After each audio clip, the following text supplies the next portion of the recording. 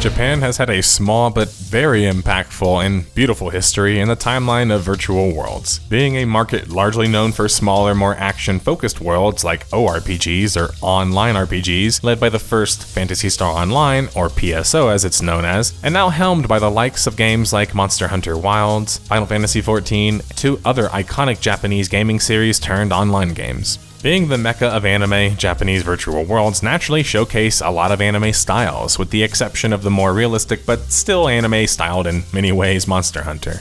However, a cel-shaded theater-like anime online hasn't really been attempted by Japan, despite having plenty of games that did feature the style in single-player form, such as Ni no Kuni and the Xenoblade series, both hit single-player series from Japan. Blue Protocol Online, though, was led by Satoshi Shimuka, a ninja in the online space, not because he's Japanese, but because I couldn't find literally anything about the guy online. I digress. While Blue Protocol would be teased as far back as 2019, with development starting 5 years prior to that, it actually would only ever get a Japanese launch May 23rd, 2023, before being shelved in Korea and the Greater West within 2 hours in a bizarre turn of events. Yeah, you heard that right. BPO, as it's often known as, never actually launched anywhere besides Japan, and thus it creates so much intrigue, right? Questions as to why that is or was. That makes Blue Protocol Online, besides just being absolutely gorgeous eye candy and having a really good soundtrack, the perfect case for this series, Death of a Game. A series where we diagnose the largest contributing factors to a game or company's death by utilizing a proper timeline of events and various clues as they appear, this finally culminating in our, well, final deduction. The moment at the end of the mystery, where the detective in the mystery arrogantly deduces the case, usually for good. Choose from one of 6 classes: the Blade Warden, Twin Striker, Keen Strider, Spellweaver, Foebreaker, or the Blitz Lancer, all with their own unique abilities, weapons, action combat, and gorgeous visuals to accompany. BPO might not have made it to the end of the dungeon, but we will, detectives, in order to solve this case. The story begins with the beginning of Project Sky Blue in 2014 following the joining of Satoshi Shimuka to Bandai Namco Online. I have no idea who Satoshi is, but he's cited as a big deal when joining the company. Now, maybe I'm stretching a bit hard here. Whoa! Very fantastic body! But the GM of Bandai Namco was Sokichi Shimuka. This is either a super common name or a nepotism thing, but the main thing being whoever Satoshi is, they aren't really well known for being an online RPG developer, a crucial requirement when running an ambitious, seeking to be innovative online RPG project. Not having experienced online devs on the project would be hurtful. But Bandai Namco Online was focused on making online games and was founded as an effort by Bandai, a Japanese developer known for a slew of games, biggest being Gundam and Tekken franchises and more, to branch out into multiplayer games, and even online multiplayer games. Most of their team was made up of Gundam developers. In fact, Bandai Namco in 2022 would release their own Marvel Rivals level spin-off of Overwatch with Gundam Evolution. But that would tank despite having potential, mostly due to Bandai's management or over-milking of the game, which wasn't a good sign for this story already. Go watch that episode, by the way. Projects at Bandai often took form in the aspect of a color, sky blue. In this case, with the main central theme behind Project Sky Blue being to design a world woven with stunning, immersive graphics from a theater anime combined with features of an online multiplayer action game. To translate already translated sentences, this meant a theater-level anime, like a movie, or something like Studio Ghibli, translated into a video game format, sort of like what Level 5 did with Ni no Kuni, who are the developers behind the Layton series, by the way, another detective game. The main difference being that the sentence at the end, the online multiplayer action game component. This likely meant whatever game this project would become, it wouldn't be all that dissimilar to Dragon's Dogma Online, or DDO, which Bandai Namco Online launched back in 2015 to great success, but would shut it down after a mere 4 years. Another Bandai Namco title I covered, by the way, and soon I will probably cover them as a company too. It should be noted that nowhere in the initial interviews or project descriptions is Project Sky Blue, as it was being known as but would later be known as Blue Protocol Online, ever be described by Japanese outlets or the companies themselves as an MMORPG. Now contrast this with the Western coverage, which almost exclusively refers to it as one. The reason this matters, besides my normal ranting about it, besides perception not matching reality, well, is that Japanese virtual world games are unique and more focused on the user experience, whether through graphics, story, or gameplay mostly. They are a vertical slice of an MMORPG or a larger virtual world. It's helpful that words and definitions help define, guide, and match expectations. For reference, channels out in the world of Blue Protocol Online, similar to PSO, another famous Japanese virtual world MMORPG or ORPG, were capped at 30. Raids were capped at 20, and most content was capped between 4 to 6 players. Towns would allow for up to 200 players per channel, but just having a hub zone with fewer players than a MUD from the 80s isn't enough to qualify as being a massive online RPG. But that's not the point, and it doesn't matter, because Japanese devs don't call their games MMORPGs, the massive variant, to be different, or even edgy. They don't call them that because they're accurately describing the differences in their online games, with the most popular virtual world genre title in Japan simply just being ORPG, or online RPG. Though another marker of Japanese ORPGs is that nearly all of them have action combat besides Final Fantasy XIV, though the entire series is shifting that way.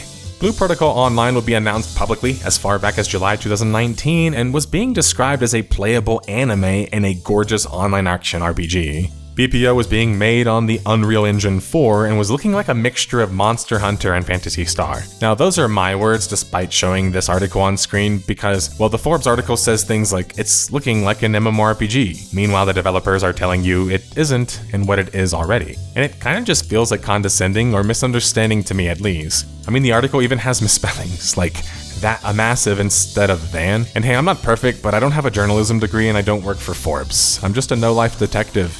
Anyway, I know I beat up on journalists and media sometimes a lot, and people feel like that's not a good thing, but it's necessary. The virtual world space has been around now for like 30 plus years, and at some point you have to hold the supposed key holders and experts in the industry, critiquing all of these games accountable for not properly understanding them, and thus then properly teaching and educating their audiences. If the West wants to learn how they are getting reamed by the East, both in online RPGs and offline ones, just check the sales if you want to debate that, by the way. They need to start understanding why the Japanese games are working, or aren't working, when they don't work, instead of just thinking all of them are trying to fit into the neat boxes that other regions like your own region would create, which only makes sense with a game like Final Fantasy XIV because it did that on purpose. But side tangent. The closed beta for BPO would start April of 2020, though most if not all of the test content and footage was Japan only. And that's because as of 2020, no Western launch was promised, and no Korean launch technically was promised either.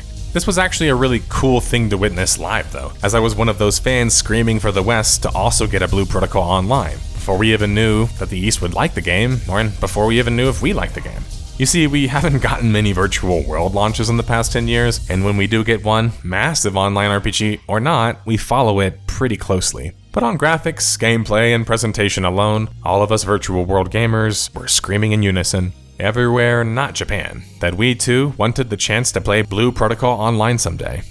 There are going to be some pretty high-profile games and mobile launches throughout the timeline of this video as well. And the reason for that, as you can hear my dogs fighting to the death in the background, is that mobile launches are based on incredibly similar games and even graphic styles, the ones at least that I'm going to mention, and were launched before BPO even had a chance to compete with them. The first and arguably biggest example was none other than a Chinese developer with an insanely impactful and popular online RPG of their own. Developed and published by MiHoYo Co., Genshin Impact would launch. And Genshin Impact was like a mobile-able ORPG, with impressive-looking graphics and gameplay, especially given the competition at the time with mobile gaming. It's also now a 5 billion plus franchise in China alone, and 10 billion globally. Hoyo gets my respect for both putting Chinese gaming on the map, again in a major way, and developing one of the first detective-based online mobile games, Tears of Themis, a story for another time though. BPO would host a developer livestream releasing a ton of details, including the news of an imminent closed beta in Japan October 2020. Major details such as the ability to change your class, but not on the fly, like in Final Fantasy XIV, and the fact that the game would have a cash shop with cosmetics and a refinery system, aka gacha level item augmentation, and I should also mention the minimum specs for the game were pretty high, requiring the higher end graphics card on the higher end of things. This was pretty unique for an MMORPG or an online RPG in general, but as long as the game was optimized for lower machines though, it would work. However, even the early reports about this were not very positive. with some users who played in Japan through the use of VPN networks or bot accounts stating that the game was running quite bad for some machines, being unable to even run the game at 60 frames at times. This is where the game's major focus on presentation and graphics, which remember was the central theme of the game, could negatively affect the game, especially because it was always online. Always online added more variables such as servers to the equation, which a graphically and gameplay full game like BPO kind of murks around with. That's why it being more of an online RPG made more sense, but even then, if they couldn't succeed at making the game playable for enough players on enough machines, it didn't matter if the game was built for it or not. Murmurings and yet no Western launch or promise yet. The same story, I might add, that Dragon's Dogma Online had, a game that managed to reach 1 million players within the same year that it came out, and yet Bandai Namco, in a bizarre turn of events, would literally cancel Dragon's Dogma Online before it ever even reached another market, despite having a core fan base in Japan at the time still. Many were worried that perhaps Blue Protocol Online would face the same fate, and to be honest, I don't get it. Like I stated in my DDO video as well, it showcases both inexperience with Japan on the online front, especially since Bandai Namco doesn't have Yoshi P at their disposal, lol, and especially when global virtual world gamers hate time-gated content based on regions, as we saw with games like ArcAge, Blade and Soul, and many more. If I'm going to steelman the Bandai Namco online position, it could be that they didn't have long-term contracts to continue to work on these games or worlds, which if that's the case, they should design some maintenance companies at the very least, like a majority of Western companies do, try to help there. Or perhaps they just don't see the long-term revenue generation. But then that's kind of silly when you're working with virtual worlds, especially when Korea, their near neighbor, is incredibly familiar with this and in fact basically invented microtransactions in virtual worlds to keep dying virtual worlds alive, and then of course make lots of money. But no matter how much I steelman it, it's like Japan's approach is just lagging. It's like the netcode in their fighting games. It's laziness or it's like a skill issue. It just doesn't make sense.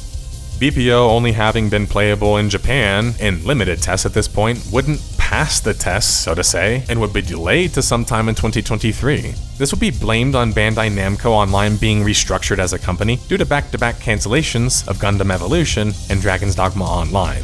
Oh, and before that, they did a game called Dragon Ball Z X Keeper Z, which sounds like someone's name in WoW back in 2006, but it's actually not a bad browser game, though you can't even play it anymore, sadly. This very likely meant, though, all was riding on Blue Protocol Online, with Bandai Namco probably electing to just gobble up whatever was left of their smaller company subsidiary pretty soon. Another test would happen near the end of 2022, showcasing the game at the Game Awards, TGA, which would come alongside the announcement of a Western and Korean launch finally. Heading up the Western launch would be none other than the Eastern game publisher at this point, Amazon Game Studios, promising a 2020 launch for the game, while Smilegate, behind the Smash Online ARPG Lost Ark, which was also playable on PC and mobile, would handle the Korean launch. But another competitor would enter the fray, this time in the form of another mobile PC game, and a Hoyoverse game I should add, Honkai Star Rail. Now, Honkai has already made $1 billion in its first year, and it did so through utilizing anime-esque cel-shaded visuals and action combat. Sound familiar? And while it seems like in a sense these new game competitors would be good because they're expanding the overall market, the problem is if Blue Protocol Online wasn't as good or better, it was going to get shredded, because there were tons of options now, between Honkai Star Rail, Genshin Impact, Monster Hunter, and more games. But against all odds, Blue Protocol Online would launch in Japan June 14th, 2023, while delaying the Western launch to 2024. This would mean that the game was delayed a total of like 2 years. Meanwhile, the only way for the rest of the world to play BPO at launch was through a VPN. That's because IPs were being region locked, aka that you would get banned if you tried to play the game normally from another region. Apparently my account that I used got banned. I mean, it is what it is. I think they kind of like have to. Now, there's nearly no major media coverage of Blue Protocol Online's Japanese launch, and most of the coverage of the game comes from players who VPN'd it, like I just mentioned. But from the earliest accounts of the game, it felt absolute barren content-wise, with very little dungeons and raid content included in the game, only 2 raids even, and the story content and questing being quite short and even comparable to a tutorial like in MapleStory 2, which people enjoy but wanted more of. Worse, the monetization in the game was even worse than SMT Imagine, which might be saying something when that was one of the first MMORPGs ever and had a horrible cash shop. In BPO, you had a cash shop with a premium currency. That was the usual free-to-play stuff. However, the cash shop would also allow you to skip progression in the way of power-ups and items, and also allow you to purchase healing items and XP boosts. While these were standard fare, what wasn't was the full-blown gacha mechanics that was included in the game. And although Korea is mostly associated with such, especially these days due to the prevalence in gaming, Japan is actually the creator of this concept, through their various pachinko machines throughout the country. If you're watching on screen now, this is full-blown gacha. And while you can make your own decision regarding if it should be in a game or not, or if you should at the very least support it, I think it introduces a ton of pay-to-win aspects to a game that many players who would enjoy a game like BPO would be kind of not a fan of. That's because BPO isn't really the same as an MMORPG, and it wasn't originally designed to be on mobile. It doesn't have super long progression, and it wasn't designed that way either. Maybe that's a knock on the game, but I think it speaks to how little Bandai Namco Online had an idea of how to sell their games to their audiences. You could argue that the gacha could have been removed in localization in other regions, but considering all Bandai Namco games were kind of notorious for their monetization, like day one DLC stuff, I find that unlikely. To bring it back to BPO, in BPO you could spend up to $500 on gacha and only leave with 2 major armor sets and skins. By the way, the same ones. What value? Blue Protocol was set to launch in Korea soon, but shortly after its Japanese launch, it already exceeded 600,000 players in Japan alone. This was incredibly impressive to me, and if BPO could impress their local audience this much, there was a chance that they could make an impact globally, but not a guarantee. The key with online games is that they have to localize when crossing regional bounds, otherwise the games can seem a bit foreign without sounding racist. Meaning, even though 600k was impressive, there wasn't any guarantees that it would scale in a larger market yet. BPO being almost unplayed by the West and the rest of the world really, not Japan at this point, would finally start to reach the rest of gaming media outlets to showcase the game around like the summer of 2023. IGN would get their hands on the game and state in their impressions, which were kind of as useless as I previously alluded to. Not only do they call the game an MMORPG as the sirens go crazy in the background, they form their impressions off of only 45 minutes of playing the game. That's not even enough to make it out of the character creator for some players. It's not enough to learn much of anything about the game, thus to inform those who follow and read your content. This is why 2 major opinions would exist. Simultaneously, regarding BPO, the opinion of those who actually played it significantly, which was effectively, this game is not ready to launch yet, but has some potential, and the second opinion, which was still caught in like a full-bore hype cycle behind the times. Eons from now, a long-forgotten evil will awaken within the planet's core and destroy it. I think this also contributes to how much skepticism exists in the online virtual space with, new games from new regions like Korea or Japan. Hype would increase even more September of 2023 when Tencent would join the picture, electing to develop and publish the mobile game version of Blue Protocol Online themselves. This was highly ironic to me, since Tencent is a Chinese company, but also a smart move by Tencent to try to gobble up any Japanese mobile gaming success before it would grow. China was the de facto leader in mobile gaming, not just based on the hits that I already mentioned and money generated, but on sheer audience size alone, dwarfing the size of entire countries. Japan was trying to make moves online, but was seeming a bit slow at it, and out of touch when compared to their Asian counterparts in China and Korea, who were quick to adopt new concepts. Japan is not really well known for having a large online PC audience, let alone an online audience period. There's some exceptions, of course, with their homegrown games and even Ultima Online, but this has been changing more in the past years. But it's also why Japan seems like they're a bit behind Korea, because Korea is a market known for virtual worlds and being a lot more progressive, especially socially. That means even having social PCbangs by comparison is a big difference. One culture, Korea, is built for online virtual worlds because they will help build them, and the other is still learning to adapt its culture to it despite being an early impact in the space. Amazon, attempting to satisfy the starving fans, would announce a playtest in the West finally at the end of 2023. However, based on what my sources tell me, this test was actually heavily limited and under a full NDA for both NA and EU players, which is why you can't find anything about it. This could be seen as a positive if it was like a true closed beta tester, because this shows that maybe they want to take action on the feedback, but it also speaks to a lack of confidence in their product, which is already supposed to be launching in a year, meanwhile the entire Western Hemisphere hasn't even played it yet. Well, except for the turbo nerds who are willing to VPN like I've done in the past. But a few more months would pass, and Bandai Namco Holdings Incorporated, the large parent publicly traded company behind BNO, would announce a rather huge drop in their stock February 2024. The largest reason cited for this, according to the data itself, is the drop of digital profits, which would drop from a whopping 96% to a mere 3.5%. Bandai Namco Online is a strict digital business, so it's hard not to imagine their repeated failures weren't somewhat to blame here. And to be clear, it feels a bit harsh to say that, only because B&O was clearly capable of putting out quality, especially compared to most companies I might cover in the series. I mean, BPO looks and sounds incredible,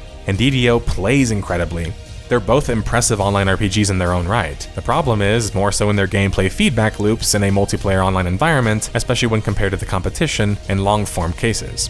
I think not having experienced leadership also doesn't help here either, because following both game launches, and B&O would have to rework and remake both of these games in major ways, showcasing how much they had rushed their games to launch without a proof of concept or a long-term plan.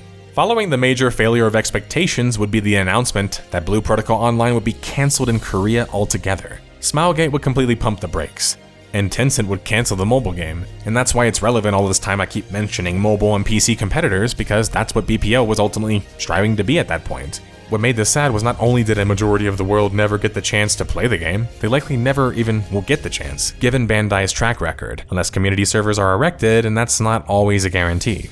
It's also sadder because there was a massive update planned for BPO following this major news. The update was supposed to be their big anniversary update, introducing more story content, maps, dungeons, potential player housing, bug fixes, and a slew of more content. I mean, really a slew. It really does seem like this was supposed to be their game-saving patch. They never got the time to get it off of the ground. That's because within just a month, Bandai Namco Online would be in insolvency, a state of being unable to pay their debt, due to a $55 million loss and negative net income. Unable to make money and trying to shift things around in a panic, yet things would only continue to just worsen, with Hoyoverse back again. This time with a game even more Blue Protocol Online-like, a game that I've also played and covered for a sponsor too. This game has already made $25 million in just a few days after its launch, and is on track to make a few hundred within a few years.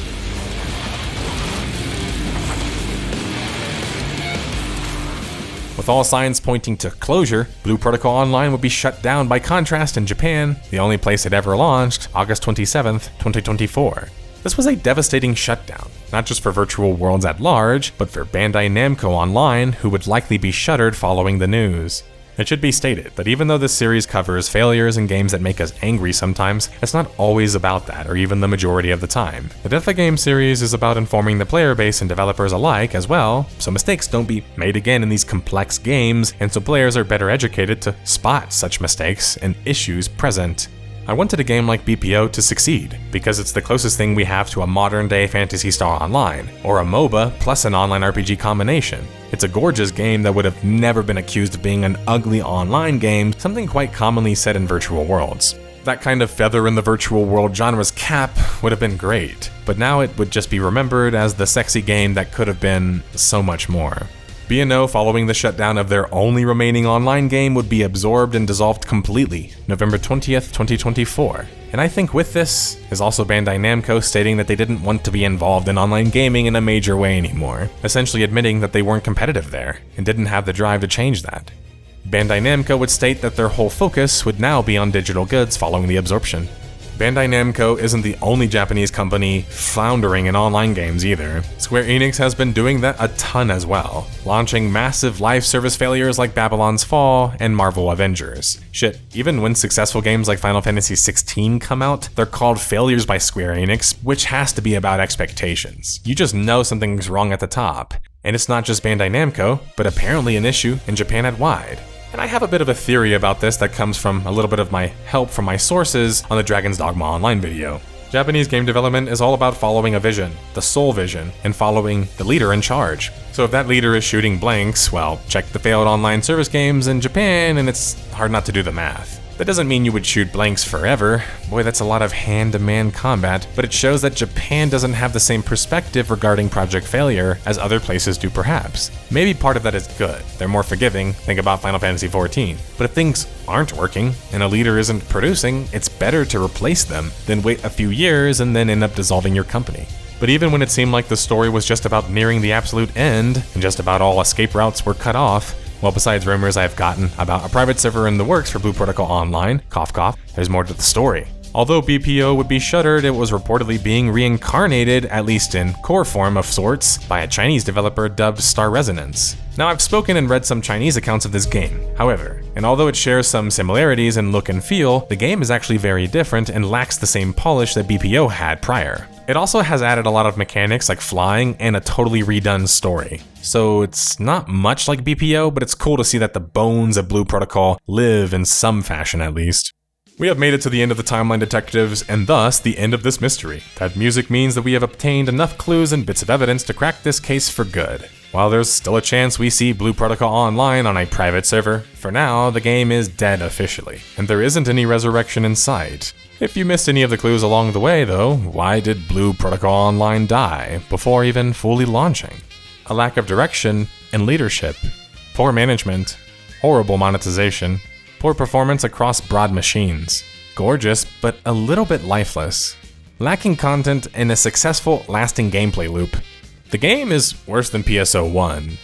Now, secret last point, as typical on the series, I will explain. The game is worse than PSO1, what does that mean? It sounds super opinionated and kind of irrelevant when PSO1 is like 25 years old, but that's sort of my point. PSO is still alive in Japan first off, both the first game on private servers and the second game though on official servers. But PSO's style led to other games like PSU and even the Monster Hunter franchise. The channel systems, dynamic grouping, hub zones, and more are all the same though, and that's where the issue lies for me. If your intention is to be the sexiest anime online RPG, you have to at least have as much content or comparable content to PSO, right? But BPO only had 2 raids, even as of a year ago. And even though they're pretty epic, how can you compete with the current crop of games with such little content and little content options? Something I didn't mention throughout this entire video was regarding PvP. That's because I wanted to demonstrate that I don't care about it as much as people think, but also to leave it to the end. Because BPO didn't even have PvP. Even PSO had PvP, so what was better about BPO?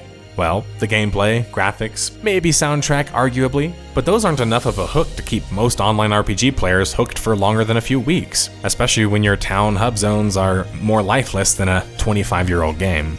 But thanks for watching, detectives, and if you got a chance to play BPO, let me know how it was in the comments below, and if not, why do you think the game failed, and how it could have succeeded?